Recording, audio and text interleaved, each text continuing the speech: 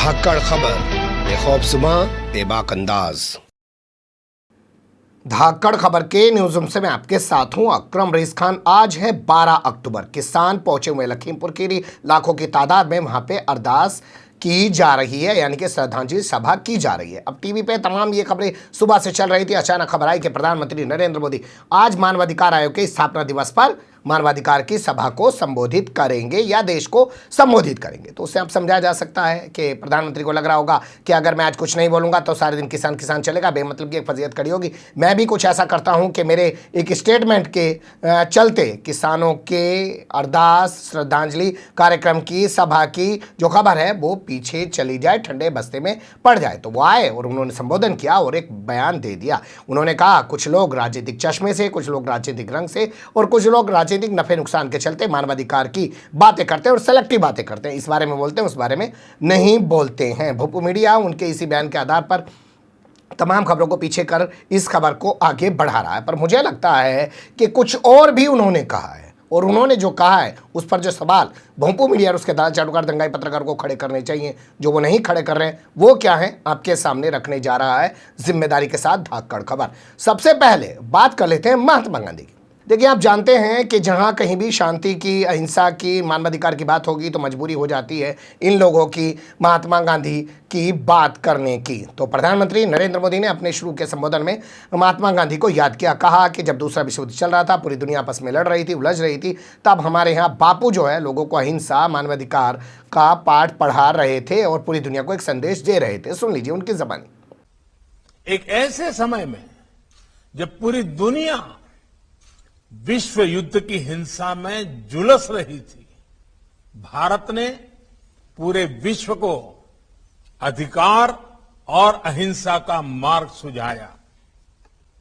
हमारे पूज्य बापू को देश ही नहीं बल्कि पूरा विश्व मानव अधिकारों और मानवीय मूल्यों के प्रतीक के रूप में देखता है। ये हम सबका सौभाग्य है कि आज अमृत महोत्सव के जरिए हम महात्मा गांधी के उन मूल्यों और आदर्शों को जीने का संकल्प ले रहे हैं। अब यहां जब बापू की बात करके वो अपने आप को महान बताने की कोशिश कर रहे हैं, यानी कि उनके विचारों पे बढ़ने की बात कर रहे हैं, तो ऐसे मौके पर वो जो है मुस्लिम महिलाओं का जिक्र करना क्यों छोड़ देते। तो उन्होंने कहा देखिए, मुस्लिम महिलाएं ट्रिपल तलाक से परेशान थी, हमने उनको निजात दिला दिया। मुस्लिम महिलाएं अकेले हज पे नहीं जा सकती थी, महरम के साथ उनको हज पे जाना पड़ता था, हमने उनको उससे भी निजात दिला दी। दशकों से मुस्लिम महिलाएं 3 तलाक के खिलाफ कानून की मांग कर रही थी। हमने ट्रिपल तलाक के खिलाफ कानून बनाकर मुस्लिम महिलाओं को नया अधिकार दिया है। मुस्लिम महिलाओं को हज के दौरान महरम की बाध्यता से मुक्त करने का काम भी हमारी ही सरकार ने किया है। यानी उन्होंने मुस्लिम महिलाओं को मानवाधिकार के तौर पर सशक्त किया है, वो ये बताने की कोशिश कर रहे हैं। लेकिन उनके जिस बयान को लेकर हंगामा मचा हुआ है वो मैं आपके सामने आगे रखूंगा। उससे पहले कुछ और चीजें उन पर गौर कर लेते हैं। देखिए, छोटी सी क्लिप मैंने निकाली है आपके लिए जिसमें वो कहते हैं कि मैं मानवाधिकार आयोग के कार्य से पूरी तरह संतुष्ट हूं, वो लोग अच्छा काम कर रहे हैं। सुन लीजिए। मुझे संतोष है कि राष्ट्रीय मानव अधिकार आयोग भारत के इन नैतिक संकल्पों को ताकत दे रहा है, अपना सहयोग कर रहा है। सुन लिया आपने। अब यहां कुछ सवाल जन्म ले रहे हैं, क्योंकि सबसे पहले तो आपको समझना पड़ेगा आज क्या दिन है। मैंने आपको जैसे बताया 12 अक्टूबर है और आज मानवाधिकार आयोग को 28 साल पूरे हुए। तो भैया 28 साल पूरे होने पे नरेंद्र मोदी क्यों बोल रहे हैं? 25 साल पूरे होने पे तो उन्होंने संबोधन किया था, 26वें पे कोई नहीं किया, 27वें पे कोई नहीं किया, 28वें पे कर रहे हैं हम। तो आप समझ सकते हैं लखीमपुर में किसान जुटे में इसलिए किया जा रहा है, वरना आप उनकी आदत जानते हैं वो 30वें पे करते। ये भी एक वजह होती है। दूसरी वजह यह भी हो सकती है कि उन्होंने अभी जून के महीने में जस्टिस अरुण मिश्रा जो सुप्रीम कोर्ट के रिटायर्ड जस्टिस हैं उनको जो है मानवाधिकार आयोग का अध्यक्ष बनाया। और उसके बाद आपने देखा बंगाल में मानवाधिकार आयोग की टीम गई, चुनाव बाद हुई हिंसा की जांच की रिपोर्ट हाईकोर्ट गई, हाईकोर्ट ने सीबीआई जांच की सिफारिश कर दी और उस पूरे मामले को लेकर ममता बनर्जी सरकार ने सुप्रीम कोर्ट में चुनौती दे रखी और ये कह रखा है कि मानवाधिकार आयोग की जो टीम में लोग शामिल थे वो असल में बीजेपी के एजेंट हैं। भाजपा के एजेंट हैं, उनके भाजपा से ताल्लुकात हैं, तमाम उन पे आरोप लगा रखे हैं।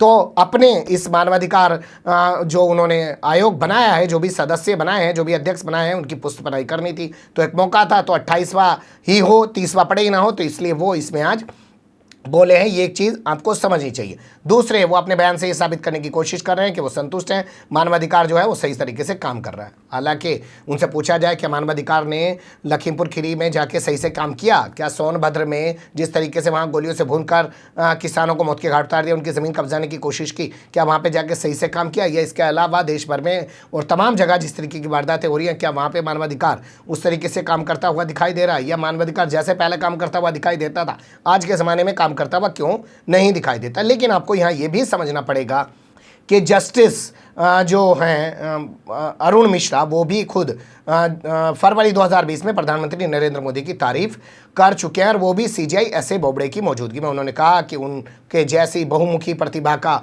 कोई व्यक्ति इस वक्त दुनिया में नहीं है, और हर और दुनिया में उनकी तारीफ की जाती है। उसी के बाद बताया जा रहा है कि इनको इनाम स्वरूप जो है एनएचआरसी का चेयरमैन बनाया गया था। मतलब ये उनकी तारीफ कर रहे हैं, वो इनकी तारीफ कर रहे हैं। मौका था, हालांकि उस वक्त जब इनको अध्यक्ष बनाया गया था मानवाधिकार आयोग का, तो कई सारी bar association, Mumbai bar association और इसके अलावा कई बार एसोसिएशन ने बाकायदा प्रस्ताव पास किए थे कि इनको जो है अध्यक्ष नहीं बनाया जाना चाहिए, क्योंकि ये खुले तौर पर ऐसे प्रधानमंत्री की तारीफ कर रहे हैं, और इन्होंने बाकायदा सीट पर रहते हुए ये सब किया था। लेकिन फिर भी इनको बना दिया गया। तो अब वो संतुष्टि की बात जो कर रहे हैं प्रधानमंत्री, वो शायद इसलिए कर रहे हैं कि अपने बनाया हुआ एक आदमी है, और अपने बनाए हुए आदमी पर वो ज़्यादा भरोसा दिखा रहे हैं। वरना नियुक्ति के टाइम की खबर मैं आपके सामने रख रहा हूँ, जिसमें मल्लिकार्जुन खड़गे कमेटी में मीटिंग थे। उन्होंने जब नाम आया अरुण मिश्रा का, तो उस पर ऐतराज़ किया, और उन्होंने कहा कि कोई अल्पसंख्यक होना चाहिए या SC/ST समाज से कोई होना चाहिए आयोग का अध्यक्ष। जब उनकी बात नहीं सुनी गई तो वो आ गए, और उन्होंने बाहर निकल के यही बयान दिया था। 5 सदस्यों की कमेटी में वो शामिल थे, लेकिन उनके उस जो है ऐतराज़ को नज़रअंदाज कर दिया गया था। अब चलते हैं प्रधानमंत्री के उस बयान की तरफ जो उन्होंने दिया है राजनीतिक चश्मे, राजनीतिक रंग और राजनीतिक नफ़े नुकसान को लेकर। वो कहते हैं कि कुछ सिलेक्टिव चीज़ों को लेके कुछ लोग मानवाधिकार की बात करते हैं और इसे देश को बदनाम करने की कोशिश करते हैं। ऐसे लोगों से सतर्क रहने की जरूरत है। सुन लीजिए उनकी जबानी। मानव अधिकारों से जुड़ा एक और पक्ष है जिसकी चर्चा मैं आज करना चाहता हूं। हाल के वर्षों में मानव अधिकार की व्याख्या कुछ लोग अपने अपने तरीके से अपने अपने हितों को देखकर करने लगे हैं। एक ही प्रकार की किसी घटना में कुछ लोगों को मानव अधिकार का हनन दिखता है, और वैसी ही किसी दूसरी घटना में इन्हीं लोगों को मानव अधिकार का हनन नहीं दिखता। इस प्रकार की मानसिकता भी मानव अधिकार को बहुत ज्यादा नुकसान पहुंचाती है। मानव अधिकार का बहुत ज्यादा हनन तब होता है जब उसे राजनीतिक रंग से देखा जाता है, राजनीतिक चश्मे से देखा जाता है, राजनीतिक नफा नुकसान के तराजू से तोला जाता है। इस तरह का सिलेक्टिव व्यवहार लोकतंत्र के लिए भी उतना ही नुकसानदायक है। हम देखते हैं कि ऐसे ही सिलेक्टिव व्यवहार करते हुए कुछ लोग मानव अधिकारों के हनन के नाम पर देश की छवि को भी नुकसान पहुंचाने का प्रयास करते हैं। ऐसे लोगों से भी देश को सतर्क रहना है। आपने उनका बयान सुन लिया। उनके बयान में सबसे पहली चीज जो निकल के आई वो है कि राजनीतिक रंग देखकर मानवाधिकार की बात की जाती है। तो आपको याद होगा झारखंड का चुनाव जब उन्होंने वहां पे प्रचार करते हुए कहा था CAA आंदोलन का जो लोग विरोध कर रहे हैं जरा उनको कपड़े से पहचानिए। हम जानते हैं मुस्लिम कम्युनिटी के लोग कैसे कपड़े पहनते हैं, और प्रधानमंत्री का ये कहना कि कपड़े से पहचानिए। तो रंग की बात कौन कर रहा था, प्रधानमंत्री को ये भी स्पष्ट करना चाहिए, और भोंपू मीडिया को इस सवाल भी प्रधानमंत्री से पूछना चाहिए। इसके अलावा आगे आपने उनका भाषण सुना होगा, तो आगे अपने भाषण में वो कहते हैं कि राजनीतिक चश्मे से देखा जाता है। तो यूपी चुनाव आपको याद होगा 2017 का, उन्होंने वहां जाके शमशान कब्रिस्तान की बात की थी। तो कौन शमशान देख रहा था और कौन कब्रिस्तान देख रहा था?